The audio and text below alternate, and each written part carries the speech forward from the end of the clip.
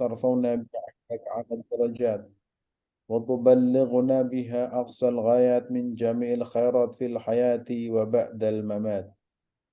اللهم صل على سيدنا محمد عبدك لطيف ورسول الله وسيلته وأنت لها يا إلهي ولكل كرب عظيم ففرج عنا ما نحو بسر بسم الله الرحمن الرحيم أما بعد. Alhamdulillah, bersyukur kita semua kepada Allah Subhanahu wa taala atas segala nikmat dan karunia-Nya.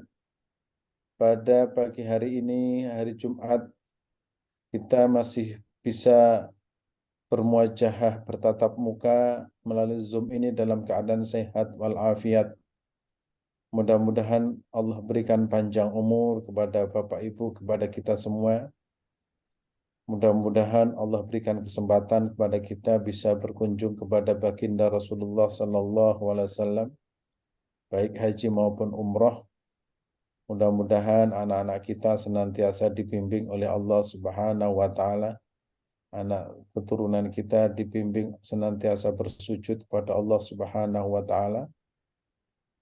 Dijauhkan dari berbagai bencana, ya, dijauhkan dari berbagai kejahatan, perzinaan, narkotika, pergaulan bebas.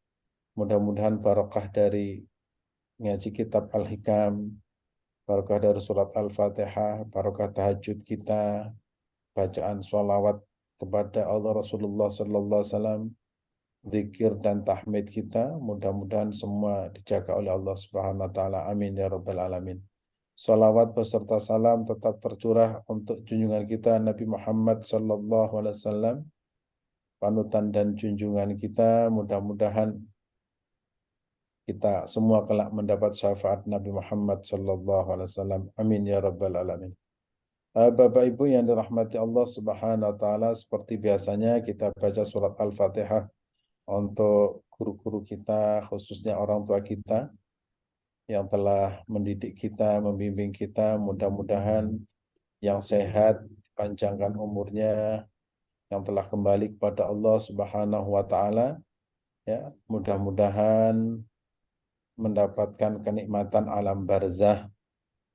Mudah-mudahan mereka dimaafkan dan diampuni atas segala kekurangan dan dosa-dosanya. Ala hadiniyah biniyatin salihah. وإلى حضرة النبي المصطفى محمد صلى الله عليه وسلم. الفاتحة. أعوذ بالله من الشيطان الرجيم. بسم الله الرحمن الرحيم. الحمد لله رب العالمين. الرحمن الرحيم مالك يوم الدين إياك نعبد وإياك نستعين. اهدنا الصراط المستقيم صراط الذين أنعمت عليهم غير المغضوب عليهم ولا الضالين. رب اغفر لي ولوالدي وللمؤمنين آمين. Kemudian untuk teman-teman kita dimanapun berada, khususnya yang hadir atau yang tidak hadir, ya, orang-orang yang kita cintai, keluarga kita, mudah-mudahan mereka senantiasa diberikan sehat walafiat jasmani dan rohani, diberikan kemudahan rezeki, dan dihindarkan dari berbagai ujian, berbagai kesulitan. Dan kalaupun ada ujian atau kesulitan, mudah-mudahan ridho dan menjadi tangga kita untuk menjadi lebih baik dan untuk mendapatkan ridho Allah Subhanahu wa taala. Al-Fatihah. A'udzu billahi minasy syaithanir rajim. Bismillahirrahmanirrahim.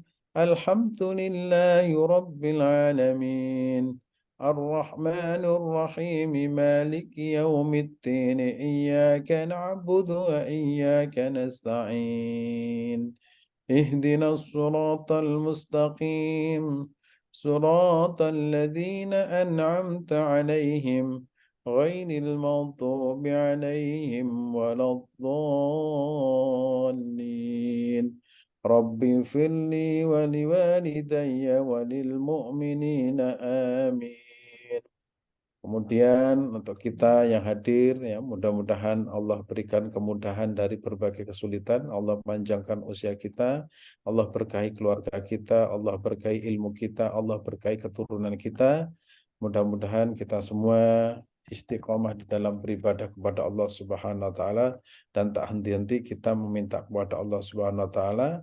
Mudah-mudahan anak cucu kita, keturunan kita menjadi orang-orang yang soleh, yang senantiasa mendoakan kedua orang tuanya. Al-Fatihah. A'udzu billahi minasy syaithanir rajim. Bismillahirrahmanirrahim. Alhamdulillahi rabbil alamin. الرحمن الرحيم مالك يوم الدين إياك نعبد وإياك نستعين اهدنا الصراط المستقيم صراط الذين أنعمت عليهم غير المغضوب عليهم ولا الضالين رب اغفر لي ولوالدي وللمؤمنين آمين. Bismillahirrahmanirrahim. Allahumma salli wa sallim ala Sayyidina Muhammad wa ala ali Sayyidina Muhammad kama sallaita ala Sayyidina Ibrahim wa ala ali Sayyidina Ibrahim fil alamin innaka Hamidun Majid. Allahumma alimna bima 'allamtana innaka antal alimul hakim. Rabbi zidni ilma warzuqni fahma walhiqni bis salihin. Amma ba'd. قال المؤلف رحمه الله ونفعنا به وبعلومه في الدارين آمين يا رب العالمين. Menata prasangka baik kepada Allah Subhanahu wa taala. Karena seringkali kita itu sering berprasangka kurang baik kepada Allah Subhanahu wa taala. Padahal Allah itu maha baik. Ya. Padahal Allah itu maha baik, tapi kadang kita sering berprasangka tidak baik. Padahal kita ini ada, nah, kita wujud, itu juga kehendak Allah. Tapi kita kadang masih kurang berprasangka baik kepada Allah Subhanahu wa taala. Jadi hari ini kita akan membahas tentang berprasangka baik kepada Allah Subhanahu wa taala atau menata hati kita untuk berprasangka baik kepada Allah Subhanahu wa taala. Bismillahirrahmanirrahim. Qala rahimallahu ta'ala. Illam tuhsin dhannaka bihi li'ajli husni wasfihi fahassin dhannaka bihi li'ajli muamalatihi ma'aka. Fahal awwadaka illa hasana wa hal asda ilaika illa minana. Beliau mengatakan, Ibnu Athaillah mengatakan, illam tuhsin, jika Anda benar-benar belum bisa, ya, illam tuhsin dhannaka, jika Anda benar-benar belum sanggup, ya, belum bisa berbaik sangka kepada kesempurnaan lantaran sifat-sifat Allah Subhanahu wa taala. Jadi kita kalau belum bisa berprasangka baik kepada Allah Subhanahu wa taala yang sempurna sifat-sifatnya, fahassin dhannaka bihi li'ajli muamalatihi ma'aka. Jika belum bisa berbaik sangka kepada Allah Subhanahu wa taala, minimal itu fahassin. Nah, minimal ya. Maka berbuat baiklah atau berbaik sangkalah karena pertemanannya bersamamu. Jadi begini ya.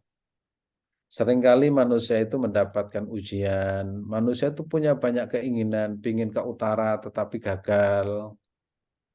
Ya, pingin berangkat haji, ya, tapi Allah belum menghendaki. Padahal uang sudah dikeluarkan, dana juga sudah keluar. Itu sering terjadi. Kadang kita itu pingin meraih cita-cita, tapi justru yang kita dapatkan berbeda. Kita ingin kaya tapi malah miskin. Nah, pokoknya dunia itu oleh Allah dibolak-balik ya.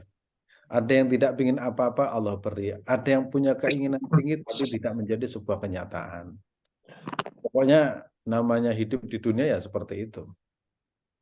Nah, seringkali tatkala kita mendapatkan berbagai ujian, baik itu ujian sakit, baik itu ujian tentang kegagalan, baik itu ujian kadang rumah tangga, baik itu pendidikan, profesi, pokoknya berbagai. Seringkali kita itu suudzon kepada Allah Subhanahu wa taala. Padahal saya sudah berusaha keras, saya juga berdoa, saya sudah tahajud, saya sudah sedekah, saya sudah infak, umroh, haji sudah laksanakan, tapi kenapa masih seperti ini? Nah, masih seperti ini. Dan itu sering muncul. Nah, nah, jika itu sering muncul, ya sering itu muncul, maka di sini illam tuhsin dhannaka bi li ajli husni wasfihi fahassin dhannaka bi li ajli muamalatihi ma'aka. Kalau itu sering muncul, maka berbaik sangkalah karena pertemanan, ya, pertemanannya bersamamu. Nah, artinya apa? Allah itu membersamai kita sejak kita lahir hingga sekarang itu kan tidak pernah, ya. Allah itu menuntut apapun dari kita. Allah wujudkan kita, Allah berikan kita bisa nikmat makan, bisa nikmat tidur, bisa nikmat minum, bisa semuanya bisa merasakan nikmat. Maka lihatlah itu. Artinya kita disuruh untuk melihat sisi positifnya. Jangan pernah melihat sisi negatifnya. Nah, gitu. Kalau kita mendapati berbagai ujian, maka sisi lihat positif Allah Subhanahu wa taala. Allah telah mewujudkan kita, Allah telah memberikan semua perangkat yang dibutuhkan oleh tubuh kita, mulai nafas kita, mulai aliran darah kita, gerak jantung kita. Itu semua pemberian Allah Subhanahu wa taala. Maka yang Allah berikan kepada kita, maka kita harus lihat itu. Jangan pernah melihat kenapa saya gagal, jangan pernah. Itu apa namanya? Namanya itu fahassin dhannaka bihi li ajli muamalatihi maka fahal awwadaka illa hasna. Maka di sini juga dijelaskan, bukankah Allah selalu memberimu sesuatu yang baik-baik? Kita tidak pernah minta dilahirkan di alam semesta ini, tapi Allah lahirkan kita. Ya, Allah ciptakan kita, Allah lahirkan kita di muka bumi ini melalui rahim ibu kita. Loh, kita lihat, kita mesti bisa melihat itu. Kita tidak pernah meminta itu. Mungkin kita tidak pernah meminta tidur nyenyak, tidak pernah meminta makan enak, tidak pernah kita minta bisa tertawa, tersenyum, bercanda, bisa kemana-mana. Oh, itu nggak pernah minta. Tapi Allah beri. Itu namanya muamalah ya. Li ajli muamalatihi maka. Bukankah Allah selalu memberimu sesuatu yang baik-baik? Dan bukankah Allah senantiasa memberimu segala kenikmatan? Nah, kalau kita menghitung kenikmatan, tidak ada satupun orang yang bisa menghitung. Wa in ta'uddu nikmatullahi la tuhsuha. Jadi nikmat Allah itu tidak pernah bisa dihitung berapa jumlahnya.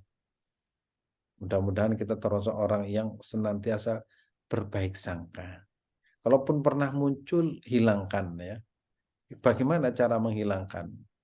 Nah, cara menghilangkan itu ya bercanda, duduk bareng bersama teman, menceritakan masa indah masa lalu, atau ngomong cita-cita yang nanti saya akan menjadi gubernur, kalau saya akan menjadi gubernur gini. Pokoknya yang menyenangkan, ya, yang menyenangkan biar kita itu lupa terhadap kondisi-kondisi yang tidak enak bagi kita, karena kondisi-kondisi yang tidak enak, kondisi-kondisi yang tidak menyenangkan Yang terjadi pada kita itu seringkali melahirkan apa? Suudzon kepada Allah Subhanahu wa taala. Padahal suudzon kepada Allah termasuk dosa besar. Karena apa? Menganggap Allah itu tidak pernah berbuat baik kepada kita. Wah. Ya. Naudzubillah, tsumma naudzubillah. Kemudian kita lanjutkan di slide yang berikutnya. Nah, untuk orang mukmin yang sesungguhnya, itu secara otomatis orang-orang mukmin itu hatinya baik. Ya, orang-orang mukmin itu hatinya baik. Jadi orang Islam sejati itu selalu memiliki karakter atau sifat yang baik. Dan itu kemudian dimiliki oleh orang-orang Indonesia pada umumnya. Ya. Maka di sini ketika Rasulullah memuji orang mukmin, An Suhaib radhiyallahu anhu qala Rasulullah sallallahu alaihi wasallam. Nah, dari sahabat Suhaib radhiyallahu anhu, beliau berkata, Rasulullah sallallahu alaihi wasallam bersabda. Apa sabda Rasulullah sallallahu alaihi wasallam? Ajaban li amril mu'min. Perkara orang mukmin itu sungguh mengagumkan. Oh, keren lah kalau bahasakan orang mukmin itu betul-betul keren. Dari mana kita tahu kalau orang mukmin itu keren? Ajaban li amril mu'min inna amrohu kullahu khair. Sesungguhnya perkara yang menimpa pada dirinya adalah semuanya baik. Misalkan ada orang jatuh, kemudian masih selamat. Nah, dia akan mengatakan, untung ya masih selamat, padahal tangannya patah. Nah, jadi yang dilihat itu sisi positifnya.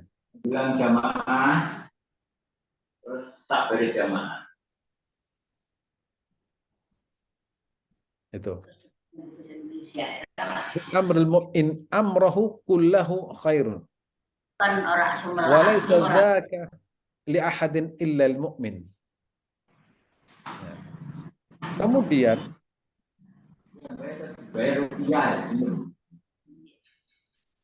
ini kan ngepas no 150. ada suara Monggo dilanjut Ustaz.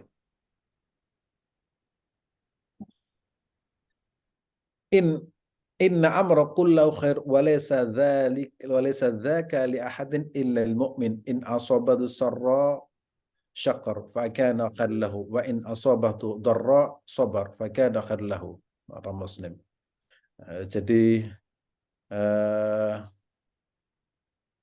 urusannya semuanya baik dan itu tidak memiliki seorang pun selain orang mukmin. Bila tertimpa kesenangan, dia bersyukur dan syukur itu baik baginya, dan bila tertimpa musibah, ia bersabar dan sabar itu baik baginya. Ya. Jadi memang ya itu tadi orang mukmin itu sudah jatuh, kemudian kakinya patah. Alhamdulillah, untungnya cuma kakinya, gitu.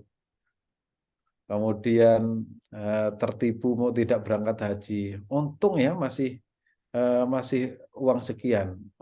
Jadi dan itu diajarkan oleh Imam Al-Ghazali. Kalau melihat orang itu kalau bisa itu yang dilihat itu sisi positifnya. Karena itu pasti menggembirakan hati. Jangan sampai kita selalu melihat sisi negatifnya.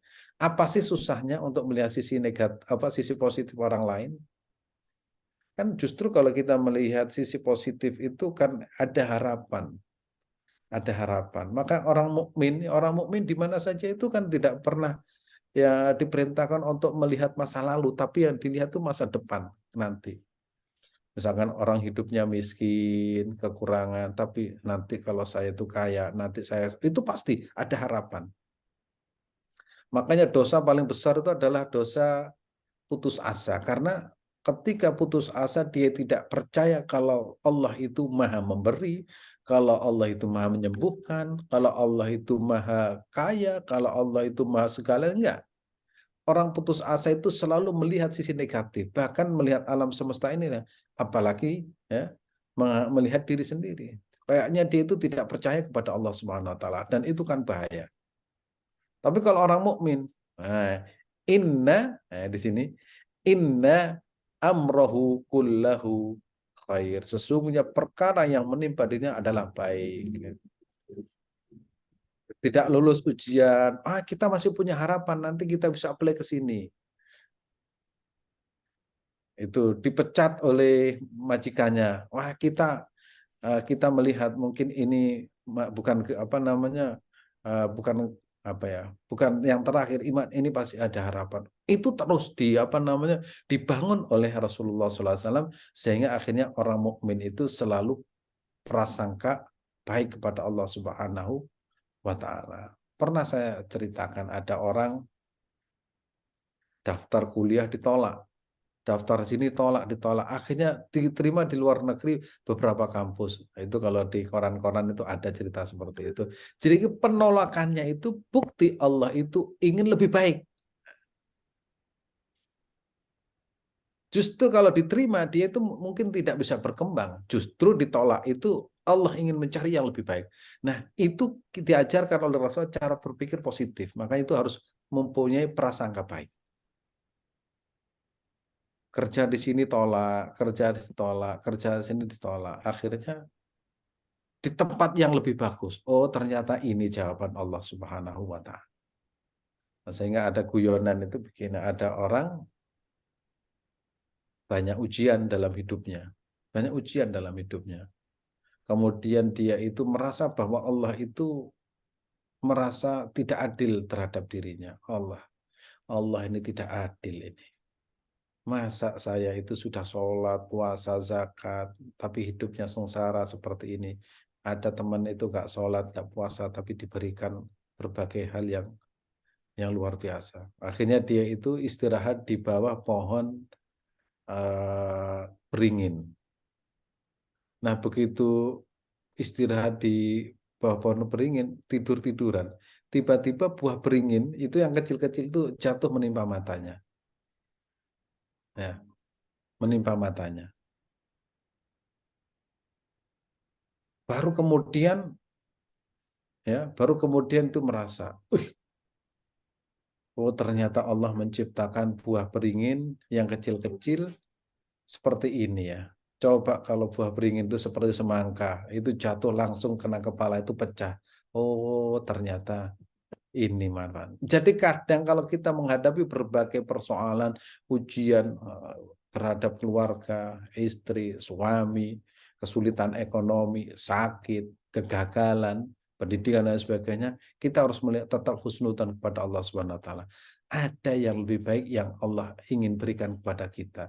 Sehingga akhirnya kita tidak membenci diri kita, tidak membenci orang lain, tidak membenci sekitar kita, tidak menyalahkan takdir, tetap punya harapan. Harapan kita adalah Allah Subhanahu wa Ta'ala. Nih, terus kita lanjutkan. Ya, dua tipe manusia ya kita lihat. Pertama itu berbaik sangka saat menerima nikmat atau ujian. Nah, ini mungkin kita tipe ini. Orang yang husnudzon atau berbaik sangka kepada Allah karena dia sudah kenal dan makrifat sifat-sifat Allah Subhanahu wa Ta'ala yang mulia. Seperti Allah itu Maha Pengasih, Penyayang, Lembut, Pemberi manfaat dan pengampun. Ini biasanya ketika kita menghadapi kesulitan-kesulitan, kesulitan rezeki, kita harus yakin Allah Maha Pemberi. Jadi nggak khawatir. Karena sudah kenal Allah itu Maha Memberi. Allah itu Razzaq. Allah itu Latif. Allah itu Rahim. Allah itu Mu'ti. Allah itu Afu. Allah itu Ghaffar. Jadi kalau kita jatuh misalkan saya kok jatuh pada perbuatan maksiat, yakin Allah itu pengampun. Kalau kita kesulitan, yakin Allah itu Maha Memberi. Yakin Allah itu lembut kepada hambanya. Yakin Allah itu penyayang, tidak mungkin akan menyiksa hambanya. Nah, jadi itu ada muncul perasaan dan kita harus yakin sifat-sifat Allah itu berfungsi selamanya. Tidak hanya di dunia, di akhirat pun tetap. Kedua, husnudzon kepada Allah dalam urusan ya sangat besar pahalanya. Seperti orang yang biasa istiqomah sholat tahajud, kemudian pada malam itu bangun kesiangan, maka harus husnudzon kepada Allah bahwa manusia tidak berdaya kecuali atas pertolongan Allah Subhanahu wa taala. Seringkali kita itu punya keistiqomahan, tapi Allah kemudian memberi waktu yang kita tidak berdaya. 10 tahun sholat tahajud istiqomah, akhirnya kelelahan tidak bisa sholat malam. Lantas dia itu merasa kok saya nggak bisa, karena Allah ingin menunjukkan kalian bisa bangun itu atas pertolongan Allah. Bisa sholat tahajud itu pertolongan Allah, bisa sedekah itu pertolongan Allah. Tanpa pertolongan Allah kita tidak akan bisa berbuat apa-apa. Wa kana Allah ala kulli syai'in muqtadir. Allah itu berkuasa. Orang yang seperti ini sudah mantap akidahnya, ya, yakin, keyakinan itu sudah melekat erat, ya, mendarah daging pada dirinya. Sehingga apapun yang menimpa dirinya baik atau tidak tetap berbaik sangka kepada Allah. Ketika mendapatkan nikmat dia yakin bahwa ini karunia Allah. Ketika mendapatkan ujian itu merupakan bentuk perhatian Allah kepada dirinya. Jadi nikmat atau ujian tidak ada bedanya bagi orang yang sudah mapan imannya, nggak ada bedanya. Bahkan kalau mendapatkan nikmat terus-menerus, justru dia itu khawatir, ya Allah, kenapa kok beri aku nikmat seperti ini? Jangan-jangan ini istidrat. Loh, ada orang seperti itu. Saya ketemu seorang kiai namanya Kiai Abdul Bari. Kiai Abdul Bari itu kakeknya, keluarganya, kakeknya adalah guru dari Kiai Haji Muhammad Asy'ari. Itu sholawat yang saya tulis di buku itu namanya sholawat Allahumma shalli ala Sayyidina Allahumma shalli ala Sayyidina Muhammadin Nabil Ummi al-Mab'uthi rahmatan lil alamin salatan tufarrij biha muridina dunyana wa ukhrana wa ala alihi wa sahbihi. Beliau yang memberikan ijazah. Ketika beliau itu berdoa pada sebuah kunjungan, ya, terus saya bervisi, Pak Kiai, ini sholawatnya saya minta, ya, apa boleh diberikan ijazah kepada saya? Oh silakan. Baru cerita, saya ini istiqomah membaca sholawat ini. Allah memberikan berbagai apa yang saya inginkan. Bahkan ketika saya hatinya itu pingin apa itu Allah memberi. Kemudian saya itu malu kepada Allah SWT. Apa yang saya inginkan kok Allah beri semua. Sampai merasa malu. Itu namanya sifat apa? Karena orang imannya mapan. Nah, kalau tidak mapan, pasti akan percaya, waduh, doa saya ini keren memang. Begitu saya mau berdoa saja sudah dikabulkan. Nah, itu akhirnya menjadi istidrak. Maka orang yang punya perasaan seperti ini ketika mendapatkan berbagai nikmat rezeki, akhirnya dia itu berpikir, jangan-jangan ini Allah itu memberikan istidrak. Nah, tapi tetap dia itu istiqomah dalam berzikir dan membaca wirid. Karena baginya itu dalam keadaan susah atau senang, zikirnya tetap berjalan. Berzikir bukan karena dalam kondisi susah, ya, tapi berzikir itu adalah kebutuhan rohaninya. Nah, jadi ini orang yang seperti sudah mantap akidahnya, sehingga apapun yang menimpa dirinya, baik atau tidak, tetap berbaik sangka kepada Allah. Ketika mendapatkan nikmat, dia yakin bahwa ini karunia Allah Subhanahu wa taala. Kalau mendapatkan nikmat, dia yakin Allah itu memang memberi. Tidak minta pun pasti akan memberi kepada yang diinginkan. Ketika mendapatkan ujian, itu merupakan bentuk perhatian Allah kepada dirinya. Jadi kalau Allah memberikan ujian, tetap saja dia itu tidak pernah bersedih. Karena apa? Ya memang Allah itu memberi ujian kepada siapapun yang diinginkan. Tetap ibadahnya tetap istiqomah, sholatnya istiqomah, zikirnya istiqomah, sedekahnya istiqomah, nggak pernah berubah.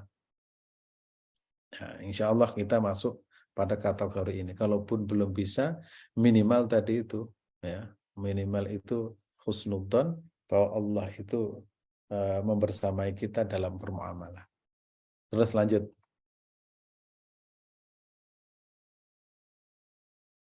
Nah, ini berbaik sangka hanya ketika mendapatkan nikmat. Ini kadang ini apa namanya agak kriminal yang seperti ini. Kalau dapat nikmat itu seneng, disebut-sebut namanya, saya baca ini. Begitu dapat ujian nggak mau. Padahal nikmat dan ujian itu satu paket. Inna ma'al usri yusra. Kalau ingin bahagia ya harus melewati sebuah perjalanan panjang. harus melewati berbagai ujian. Kalau ingin ke atas ya harus tetap melalui tangga, nggak mungkin tiba-tiba orang ke atas, nggak mungkin. Nah, kalau ingin merasakan nikmatnya manis ya harus merasakan pahit dulu. Kalau terus-menerus merasa manis itu akhirnya bosen.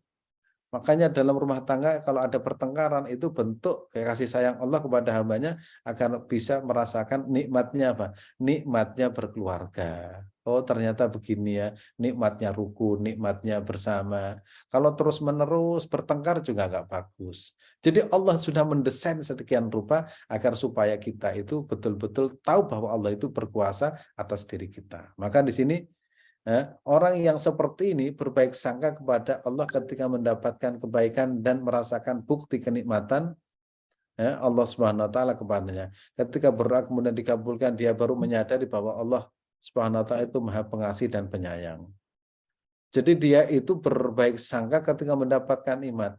Kalau sudah berdoa lama sekali, 1 tahun, 2 tahun, 3 tahun, 4 tidak dikabulkan, ini nggak pernah bersyukur. Misalkan begini, saya dari dulu doa ya tetap begini-gini aja. Nggak ada bedanya minta dengan nggak minta, nggak ada bedanya sholat tahajud dengan nggak sholat tahajud, nggak ada bedanya sholat berjamaah dengan tidak berjamaah, nggak ada bedanya umroh atau nggak umroh, semuanya menurut saya itu sama. Nah, ketika dia itu rajin sholat kemudian, wah ternyata sholat, nah itu berarti masih amatir kita. Karena apa? Melihat sisi, ya, melihat nikmat itu ketika kita merasakan, tapi ketika ujian itu tidak. Padahal kalau sudah mapan itu ketika ujian itu justru dia itu merasa bahwa Allah Tuhan saya itu perkasa yang tidak mungkin diintervensi oleh hambanya. Sehingga ada orang ditanya, bagaimana kamu tahu kalau Allah itu berkuasa? Ketika saya berdoa tapi tidak dikabulkan, saya semakin yakin bahwa Allah itu berkuasa. Nah, begitu. Jadi akhirnya tidak pernah berubah imannya itu dalam kondisi apapun. Orang yang model seperti ini tidak pernah berbaik sangka kepada Allah sehingga dia benar-benar mendapatkan kenikmatan dan rezeki yang dia inginkan. Ketika mendapatkan ujian, dia selalu mensifati Allah dengan sifat tidak baik. Ya, seperti ketika saya sudah sholat tahajud, sudah sedekah, sudah berbaik kepada tetangga, namun saya masih terus mendapat ujian dari Allah SWT. Dan kalimat seperti ini sering kita dengarkan, baik dari kalangan atas, apalagi di kalangan bawah. Bahasa Indonesianya itu gerundel, ya, gerundel. Kadang itu, kenapa sih kok ujian nggak selesai-selesai? Kenapa sih kok masih seperti ini? Kenapa? Itu sering terjadi. Nah, kita belajar kitab Al-Hikam itu memperbaiki hati kita, kebaikan itu dari Allah dan juga ujian dari Allah. Kebaikan itu ya, kewajiban kita adalah bersyukur, kalau kita mendapatkan ujian itu bersabar. Kedua-duanya jalan untuk menuju kekasih Allah Subhanahu wa taala. Bagi orang tertentu, kenikmatan itu adalah ujian yang sangat berat. Banyak orang diberikan ujian kaya raya tapi lupa kepada pemberinya yaitu Allah Subhanahu wa taala. Justru banyak orang diuji melarat tapi justru semakin semangat beribadah. Milih mana? Tentu nggak ada yang milih yang mana-mana. Ya. Ya, itu nggak ada yang milih.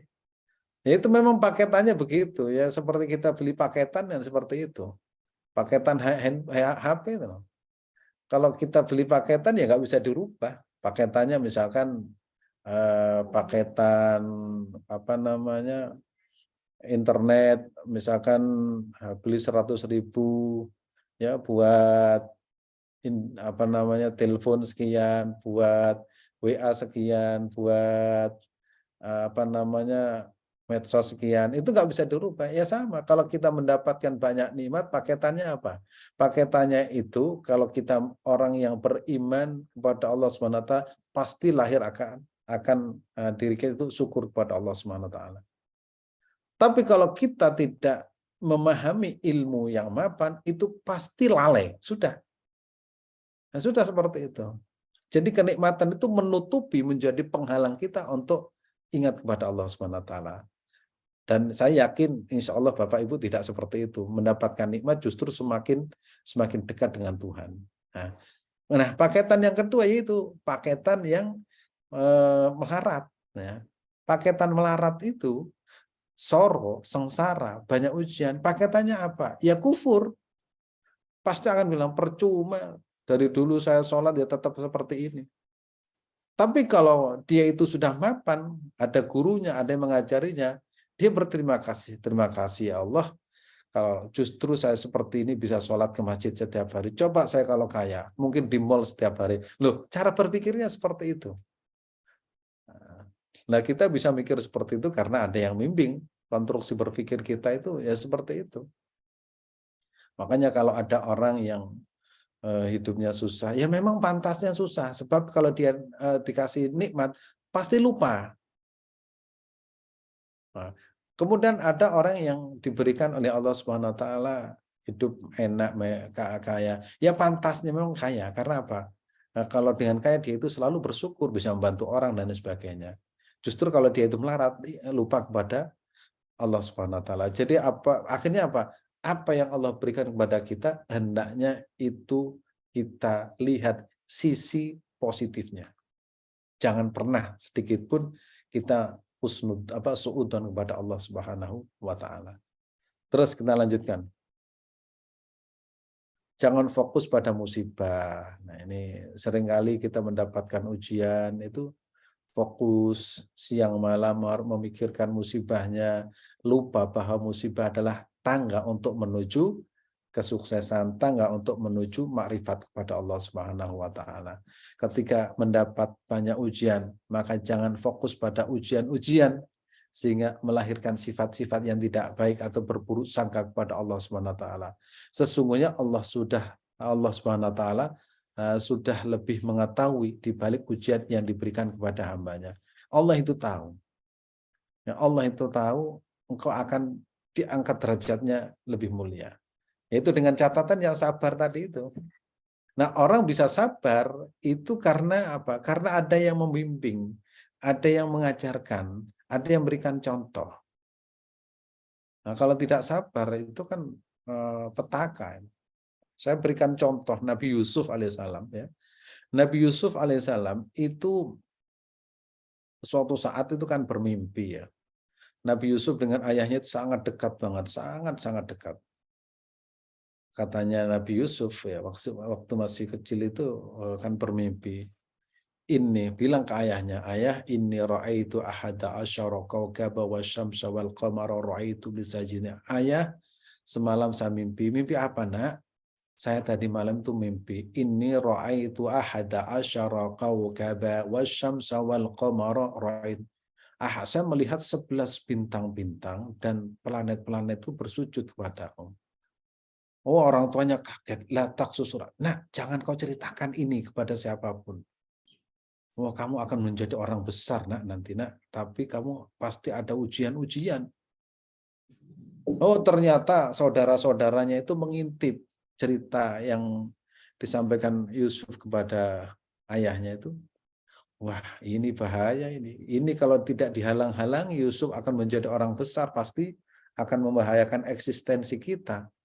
Maka kita pisahkan, jangan sampai Nabi Yusuf jangan sampai Yusuf itu dekat dengan ayahnya. Gimana caranya? Oh, baru kemudian ada teori konspirasi.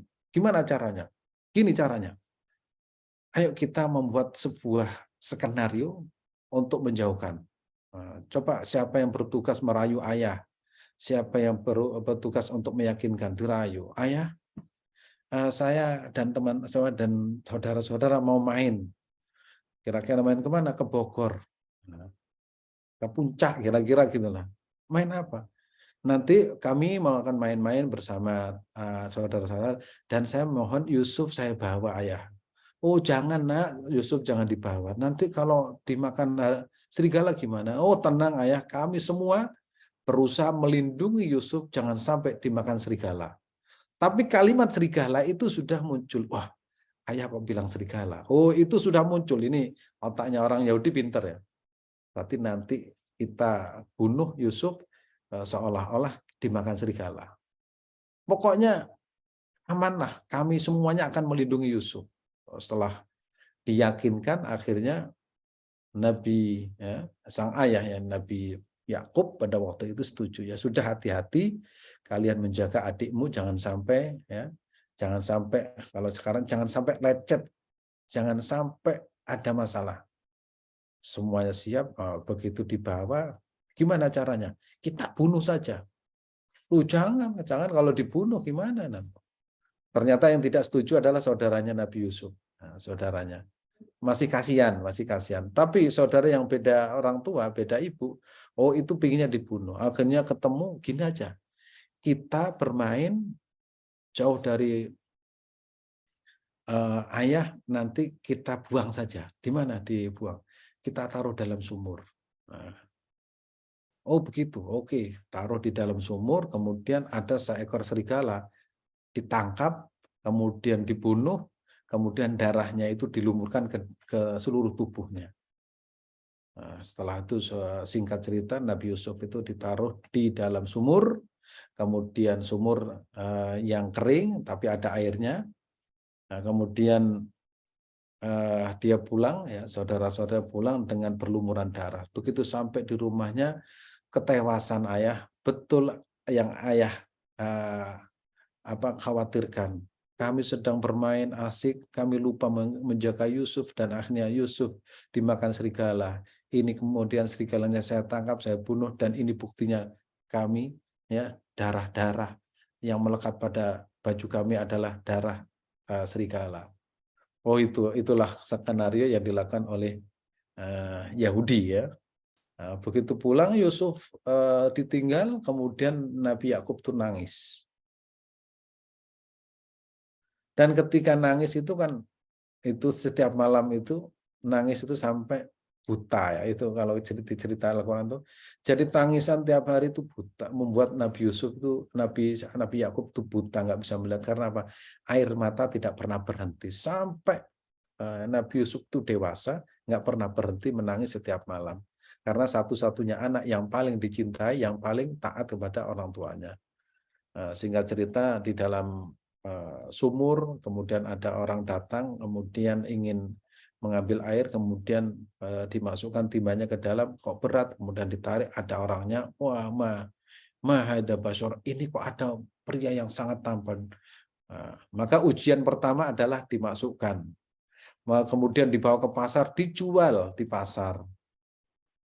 Setelah dijual, dibeli, ya, dibeli oleh seseorang dengan harapan ini anak ganteng, keren, dibawa di rumahnya untuk menemani istrinya. Nah, istrinya masih muda, nggak punya teman. Akhirnya ditemani Yusuf masih kecil. Begitu usia mulai remaja, usia 15 tahun, 18 tahun, kelihatan ganteng. Maka ya, ibu angkatnya tertarik, maka tergoda. Ujian yang ketiga, ujian yang pertama yaitu ujian dibuang, yang kedua ujian dijual di pasar, diperdagangkan, trafficking, ya. Yang ketiga adalah ujian menghadapi menghadapi lawan jenis.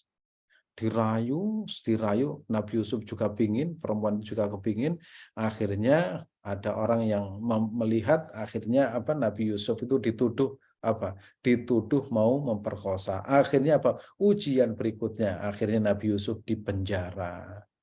Nah, belum sampai seperti itu. Nabi Yusuf dipenjara bertahun-tahun, akhirnya singkat cerita Nabi Yusuf akhirnya menjadi konsultan bagi negara yang sedang kekeringan pada waktu di Mesir, dan akhirnya Nabi Yusuf itu ramalannya benar, dan ternyata terbukti yang salah adalah yang perempuan.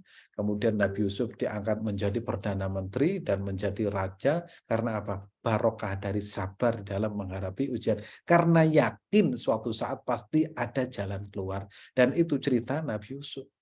Jadi kalau ada orang menghadapi berbagai ujian, anggap saja itu tangga demi tangga untuk mencapai kesuksesan, dengan catatan sabar dan tidak berputus asa. Tapi kalau hanya satu ujian langsung putus asa, wah itu nggak akan bisa masuk pada kategori orang sukses. Nah, kita tahu seperti itu karena ya kita belajar, ya. Makanya orang yang istiqomah baca wirid, menjadzikir, sholat malam, sedekah, jangan berhenti. Walaupun kita terseok-seok, jangan berhenti. Suatu saat pasti Allah akan berikan buahnya. Kita kapan mendapatkan? Kita tidak tahu. Keikhlasan kita itu suatu saat yang akan menjadikan kita orang yang mendapatkan balasan di dunia dan akhirat. Kalau di dunia itu namanya itu buahnya, kalau balasannya nanti di akhiratnya. Ini contoh ya. Nah, sebaiknya manusia fokus pada kenikmatan-kenikmatan lainnya sehingga tidak pernah melihat Allah Subhanahu dengan sifat-sifat negatif, seperti ketika mendapatkan ujian, mendapatkan momongan ya, atau mendapat jodoh, ketahuilah bahwa nikmat lebih banyak dan lebih besar, lebih banyak. Allah berfirman, dan jika kamu menghitung nikmat Allah tidak akan mungkin bisa. Wa in ta'uddu nikmatallahi la tuhsuha. Nggak akan mungkin bisa. Ya. Jadi fokusnya seperti itu. Jangan fokus pada ujian, tapi fokus pada kenikmatan-kenikmatan yang lain. Ujian itu sebagai tangga untuk meraih kesuksesan yang lebih besar. Jangan pernah berputus asa. Terus kita lanjutkan. Nah, ini watak asli manusia ya. Watak manusia yang asli adalah menguasai, memiliki, berkeluh kesah, dendam kesumat. Itu watak asli. Ketika mendapatkan nikmat selalu senang dan bahagia, ketika mendapatkan harta, mendapatkan kedudukan sudah pasti senang, ketika mendapatkan kenikmatan itu mereka kadang semena-mena sehingga lupa dengan sang pemberi. Itu memang aslinya seperti itu. Nah, kalau kita mendapatkan nikmat kemudian kita ingat kepada sang pemberi nikmat, berarti kita dapat anugerah dari Allah Subhanahu wa taala. Umumnya itu lupa. Ya, umumnya itu lupa. Sebaliknya ketika mendapatkan ujian seringkali gelisah dan marah-marah. Allah akan mengangkat derajat tinggi seorang hamba ketika mendapatkan kenikmatan rezeki, kemudian berbagi kepada sesama dan kepentingan agama. Sehingga Allah berfirman, kalian tidak akan mendapatkan kebaikan sampai kalian menginfakkan apa yang kalian cintai. Lan tanalu birra hatta tunfiqu mimma tuhibbun. Jadi ini kalau dapat ujian potensinya lupa kepada sang pemberi, kalau dapat ujian potensinya marah-marah dan tidak pernah melihat sisi positif yang lain. Itu watak aslinya manusia ya. Tapi berhubung kita sudah belajar, insya Allah selalu melihat sisi positif bahwa apa yang Allah berikan itulah yang terbaik. Kita lanjutkan.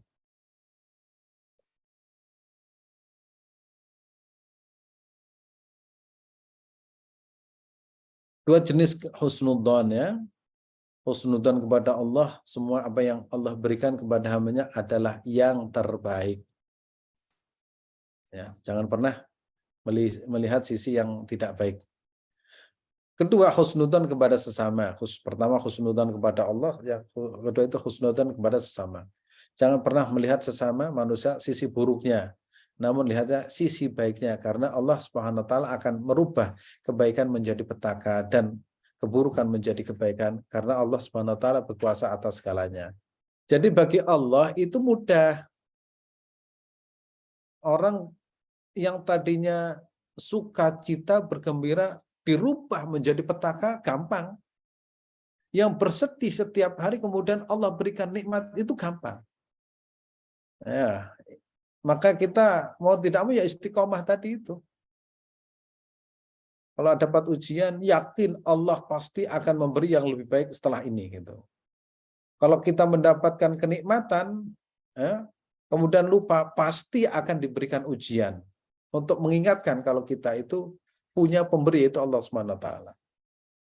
Maka supaya tidak seperti itu, maka ketika mendapatkan nikmatan, yakin bahwa ini dari Allah dan kembalikan kepada Allah Subhanahu wa taala. Sehingga akhirnya kita itu akan semakin bahagia setiap hari karena kita senantiasa bersyukur kepada Allah Subhanahu wa taala. Terima kasih, saya kembalikan kepada Mas Nanda. Baik, Ustaz Gib. Oh, Pak Tolib. Mas Nanda ya. Jadi rasanya adem dengan kajian ini karena kita kadang sering emosi ketika sedikit kena cobaan sedikit saja. Setelah mendengar cerita dari Ustaz Adim, kita kok rasanya tidak ada apa-apa ujian yang diberikan oleh Allah SWT. Maka ini kita bisa mengamalkan di sehari-hari. Ustaz Hakim, ada satu pertanyaan dari jamaah.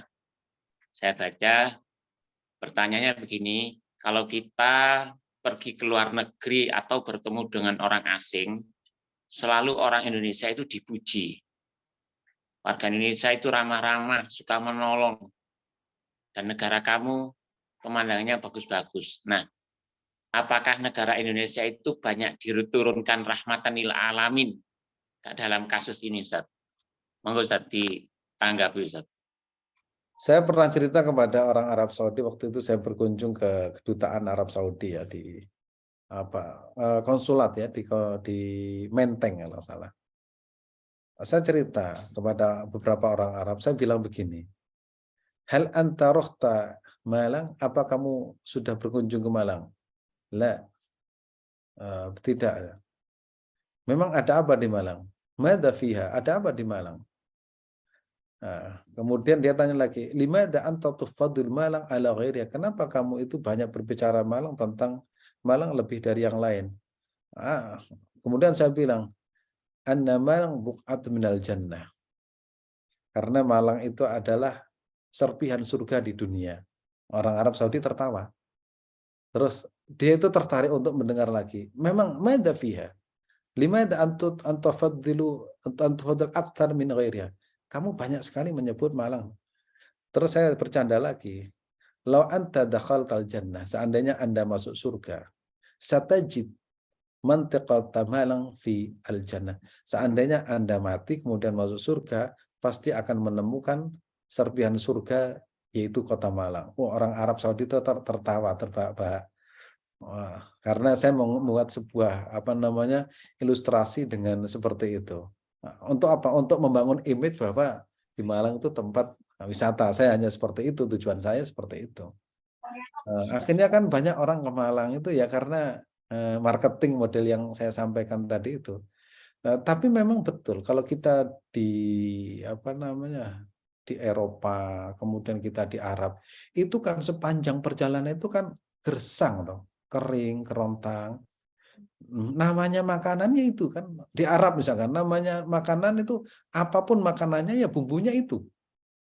Nasi kobuli, nasi biryani, nasi biryani itu semuanya bumbunya sama. Makanannya paling ya daging, kalau nggak daging ya daging onta, daging kambing. Ya bentuknya seperti, rasanya seperti itu.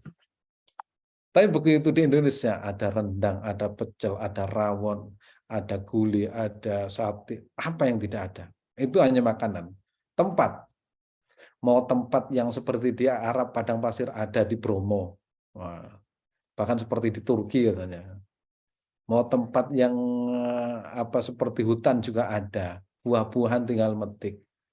Nah, kecenderungan orang yang seperti itu lupa kan, wah ini ternyata nikmat. Orang lain itu terkagum-kagum, kita biasa. Ya karena memang kita biasa. Makanya orang yang biasa mendapatkan kenikmatan di kampung itu, di desa itu bukan terasa kenikmatan. Pasti membayangkan kenikmatan di gedung mewah. Yang di gedung mewah itu bosan kan, akhirnya mereka itu di kampung-kampung. Ya akhirnya mereka itu orang Jawa itu bilang itu sawang sinawang. Sawang sinawang. Yang hakikat kenikmatan itu adalah di hati kita. Nah, jadi selama di dunia itu pasti ada keterbatasan. Keterbatasan itulah yang kemudian tidak bisa menikmati. Dan untung ya Allah Subhanahu wa taala yang adhaka wa abka, yang membuat kita bisa tertawa dan yang membuat kita bisa menangis. Sehingga kadang sedih, kadang juga bahagia, itu dari Allah Subhanahu wa taala. Dan itu adalah karunia terbesar dari Allah untuk hambanya. Ya kadang pahit, ya kadang manis, ya kadang itu bahagia, kadang ya itulah aslinya manusia seperti itu. Jadi sekali lagi memang Indonesia itu kalau dibandingkan dengan yang lain itu ya, tidak bisa dibandingkan. Gitu Mas Talib. Baik Ustaz. Ada lagi. Boleh nanya Ustaz? Ya silakan. Monggo. Iya, Ustaz mengenai tadi pembicaraan yang berprasangka baik dan berprasangka buruk. Saya punya teman Ustadz, orangnya baik sekali. kemarin dia terpeleset di dekat meja karena ada air. Akhirnya dia dioperasi karena pinggulnya itu keluar, Ustaz, dari posisi yang sempurna. Terus dia bicara sama saya gini, saya tuh nggak pernah katanya membuat orang susah, artinya membicarakan gibah gitu. Memang teman saya ini baik banget, Ustaz. Luar dalam kalau saya bilang dari hatam aja sebulan sekali, sholat nggak pernah tinggal, sedekah bagus, zakat bagus, sangat open sama orang. Terus tapi waktu dia bicara begitu, saya hati saya, aduh, kenapa begini gitu loh, Ustadz. Kenapa? Iya Bu, saya tahu Ibu baik sekali, saya saja belum tentu bisa berposisi seperti Ibu yang baik, saya bilang gitu. Sedih juga saya dia bicara gitu, tapi dia betul orang baik, Ustadz. Itu gimana ya, Ustadz? Saya juga bingung, bisa terlontar gitu dia. Padahal dia, tapi untuk dengar ceramah dia nggak mau, Ustadz. Dia hanya mau ya tadi itu melakukan perintah Tuhan tadi itu dengan berzakat, Al-Quran, sedekah, wakaf dan sebagainya, Ustadz. Tapi untuk yang ceramah agama dia kurang ini, Ustadz, kurang suka. Gimana ya, Ustadz? Mungkin ya begini. Ya, Ustadz. Memang seringkali ujian itu melahirkan cara berpikir negatif memang. Kenapa? Karena memang mereka tidak punya landasan yang mapan di dalam menyikapi sebuah ujian itu. Dan ini sering terjadi dan zaman Nabi pun ada, yaitu Sa'labah itu ya. Ketika melarat dia itu rajin ibadah, ketika kaya lupa. Karena ya seringkali manusia itu potensinya kalau memang dia itu kaya biasanya tertutup. Kalau dia itu mapan tertutup, kalau melarat dia itu tidak mampu melihat kemelaratan, tidak mampu melihat sebuah ujian itu sebagai bentuk kasih sayang Allah Subhanahu wa taala. Nah, kalau kita bisa melihat itu pasti bagus. Dan orang bisa seperti itu karena ada yang menuntun. Makanya pentingnya seorang guru itu membangun alur berpikir, mengkonstruksi berpikir. Jadi cara berpikirnya itu ada yang nuntun itu. Kalau tidak itu akhirnya menggunakan otaknya sendiri dan itu justru membahayakan. Yang paling sering itu seperti itu.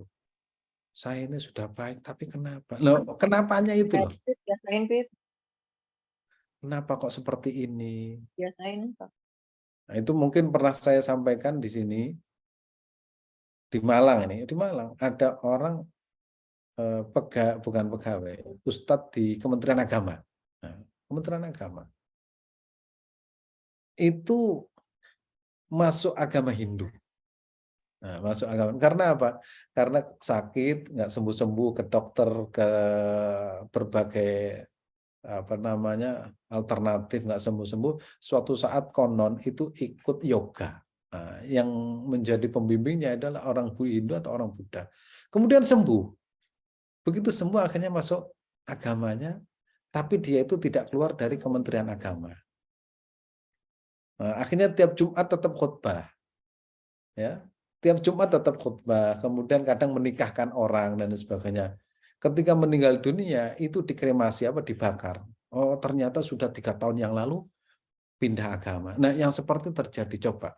Karena apa? Hanya masalah sehat. Coba kalau melihat bahwa sakit itu adalah bentuk kasih sayang Allah Subhanahu wa taala. Seperti saya kalau sakit berarti saya mendapatkan pahala dari sakit saya. Kalau saya sehat, saya mencari pahala melalui rajin bekerja, rajin beribadah.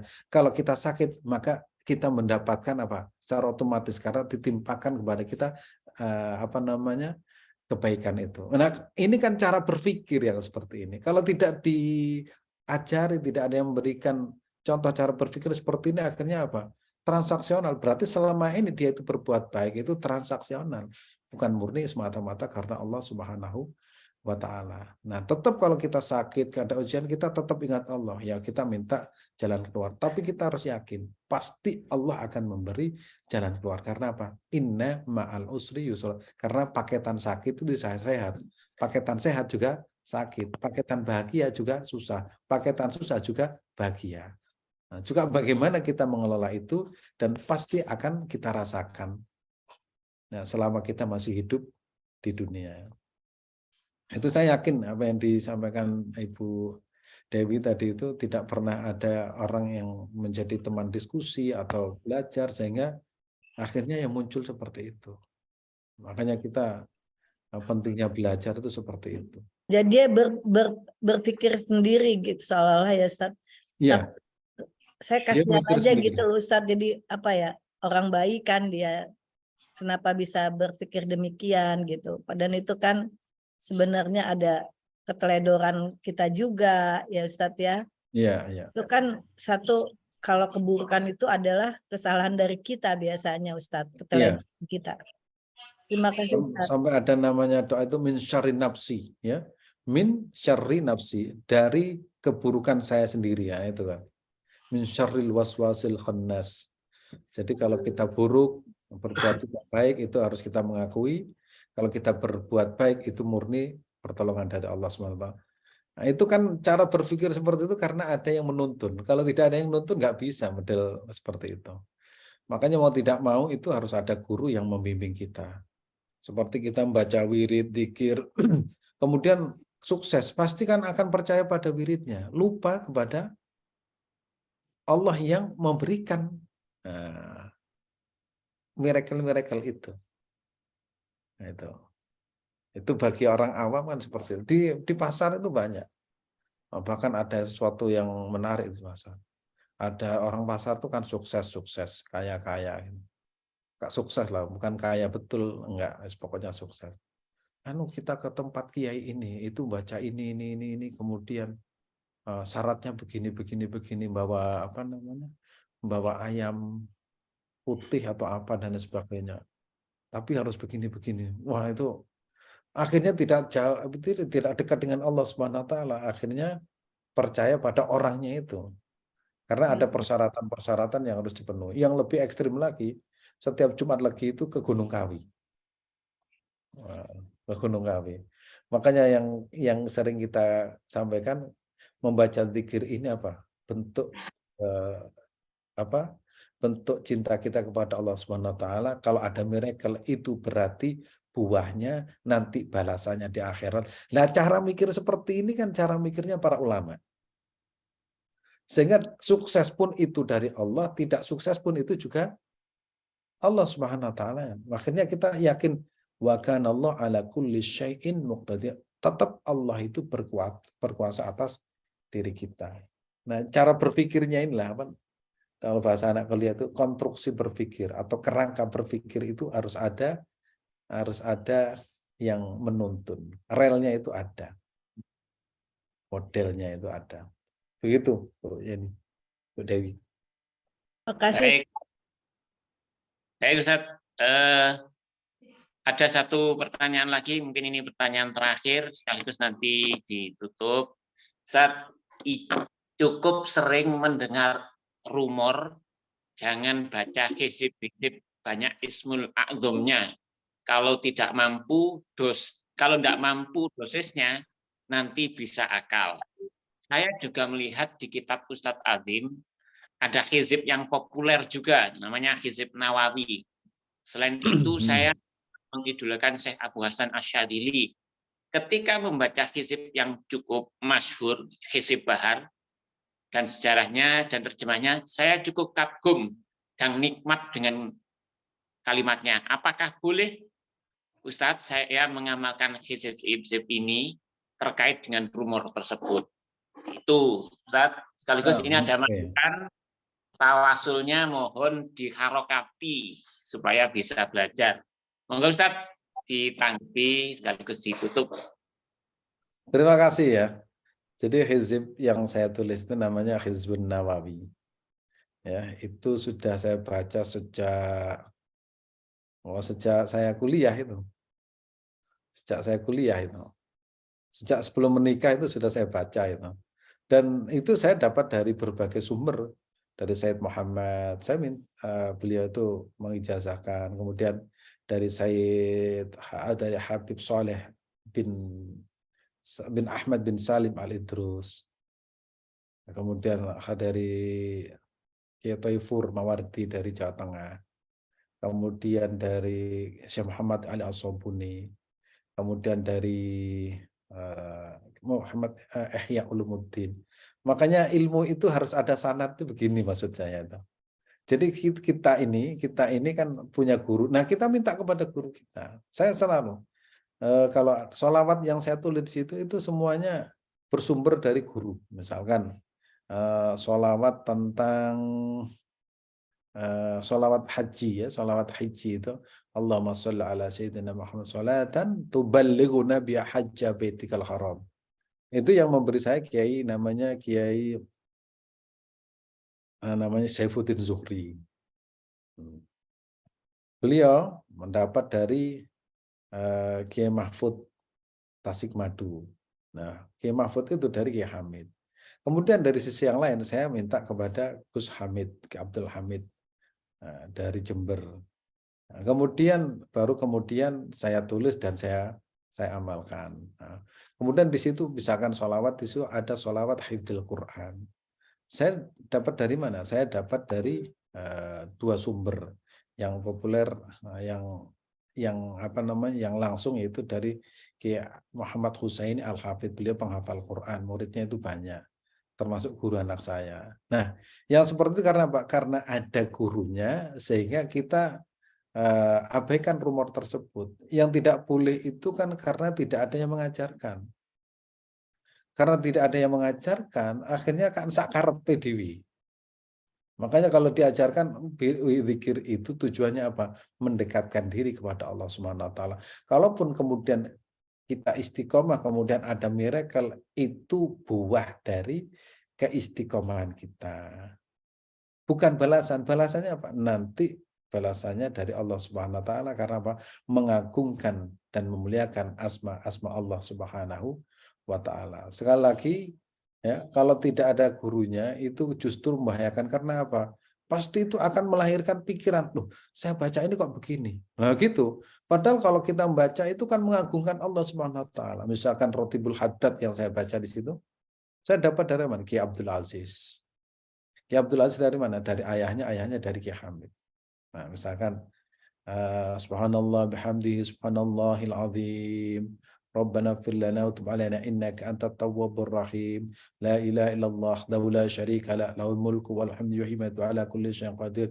Malah zikir-zikir itu ya, zikir-zikir misalkan alhamdulillah la ilaha illallah wahdahu la syarika la lahul mulku wal hamdu yuhyi wa yumiitu ala kulli syai'in qadir.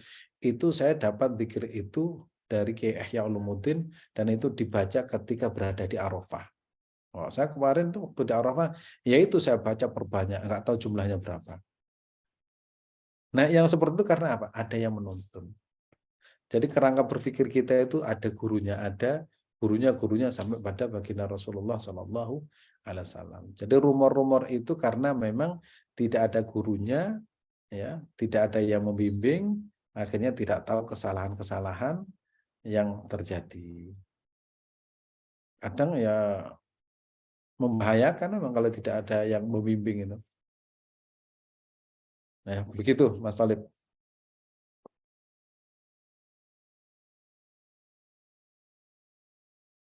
Halo. Mana ini? Ustaz langsung dipimpin doa penutup. Oke, terima kasih. Kita akhiri dengan membaca doa. Mudah-mudahan kita semua diberikan panjang umur, ya. Diberikan berkah usia kita, keluarga kita, anak-anak kita, juga rezeki kita, dan juga anak turun kita, ya, dan juga ilmu kita, dan insya Allah keberkahan juga untuk bangsa kita. Amin ya rabbal alamin. Bismillahirrahmanirrahim. Allahumma salli wa sallim ala sayyidina wa habibina Muhammadin sayyidil awwalin wal akhirin birahmatika ya arhamar rahimin. Allahumma salli ala sayyidina Muhammadin al-fatih lima akhir wal khatib lima sabaq. nasiril haq bil haq wal hadi ila siratikal mustaqim wa ala alihi wa sahbihi haqqa qadrihi wa miqdarihi al-azim.